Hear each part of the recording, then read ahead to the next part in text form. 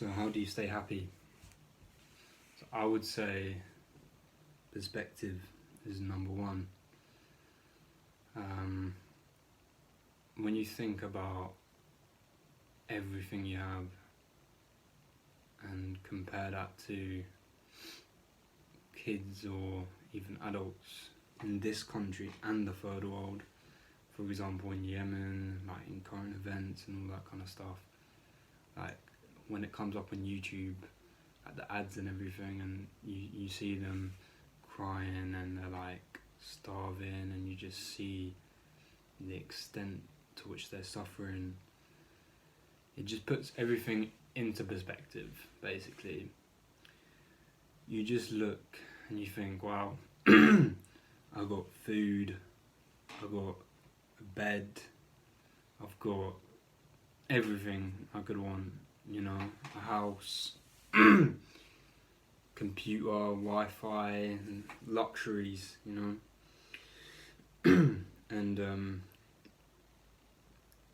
it kind of stops you from feeling sad or depressed or like wanting more, because every time you feel like wow, or you look at other people who may have more than you think, wow, I really want that, I really want this, like that car or more money or whatnot, and then you think back every time to what you have in comparison to the third world, and you really think like, wow, I've got nothing to be complaining about. I should be happy, because realistically, if one of those kids from the third world, or even some places in the UK, was living in your life, they'd be living in heaven, like compared to what they're used to.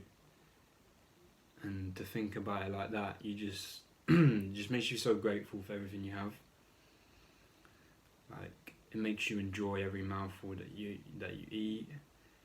Even going to work from 9 to 5, it's an easy thing to be like, oh God, this is so boring. What is life? What does life mean?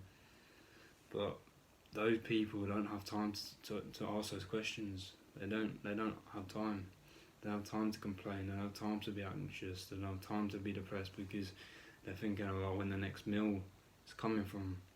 And I know, like, obviously, you've probably heard it so many times, like your parents and shit and your teachers, oh, be grateful and whatnot. But when you really think about it, like, and you put yourself in those shoes, like, seriously, like, we have so much to be happy for. There's so many bad situations.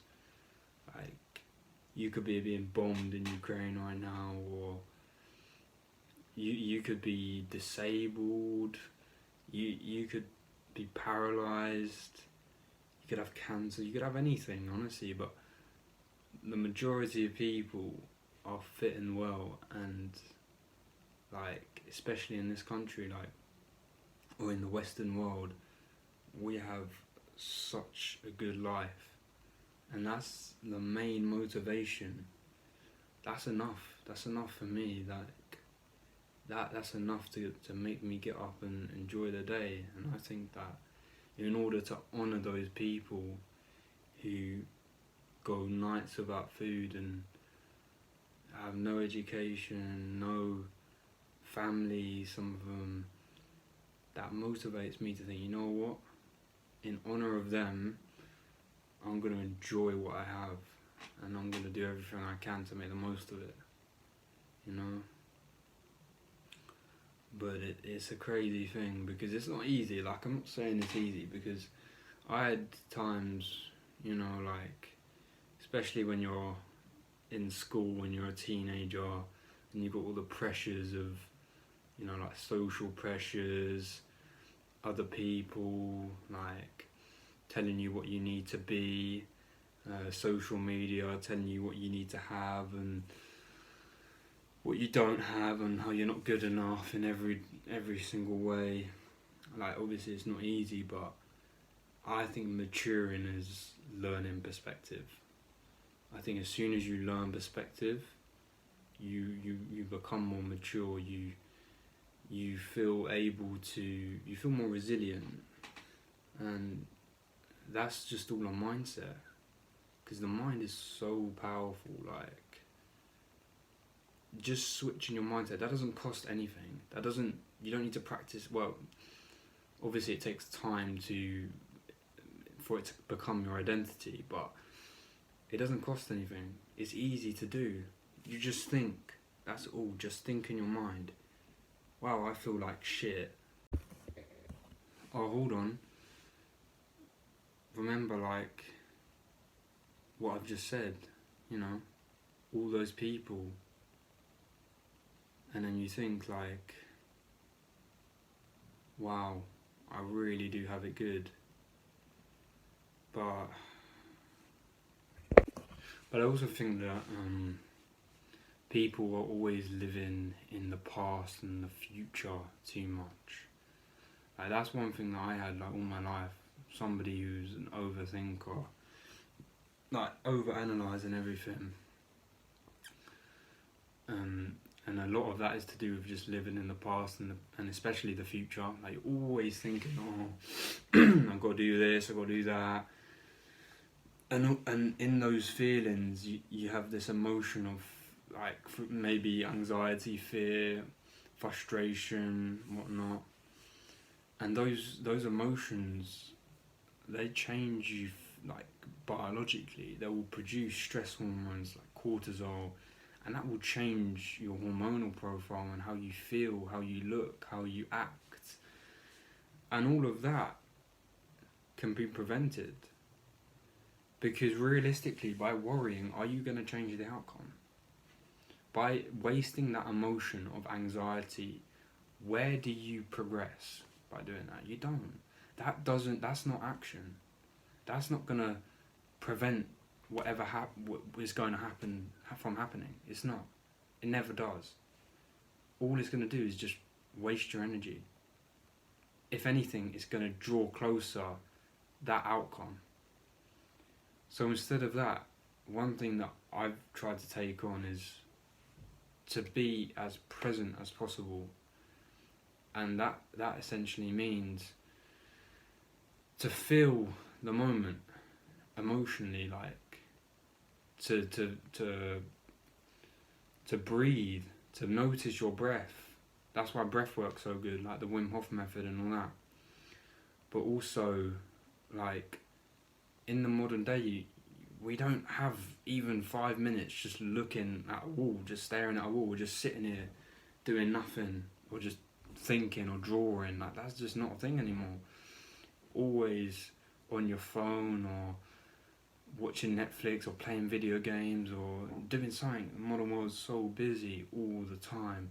You never have space to just breathe and think and be alone with yourself and just relax, like truly relax. Because when your brain's always firing, always thinking about the next thing, you're living in a life of stress hormones. Whereas if you can just take a moment, and that's why meditation's so good, that's why so many people get so many benefits from it. Because your body comes out of the fight or flight, the sympathetic nervous system state, and it's allowed to move into the parasympathetic nervous system, which is the rest and digest state, where your body can repair and heal and can recover and feel good. But, like, it's insane, like, how much just 10 minutes for just sitting there in silence or with nice music, it's insane how good it can be. Or even just drawing, like something so natural, just sitting with a pen and paper and just drawing whatever you want, like your future reality that you want, your future house, whatever. Like, just taking that time to let your body and your mind relax from the modern world of stress is so important, especially for teenagers and stuff, because when you're a teenager and a kid, you're learning all these behaviours and all these emotions, and they become subconscious. Your body at the cellular level becomes addicted to stress. It will literally crave that stress because it's, and your body, when it's adapted to a stimulus, it likes to maintain homeostasis, which is basically a constant environment. So it will want to maintain that constant stress, and then that becomes part of your identity and who you are. Like you can't function without the stress.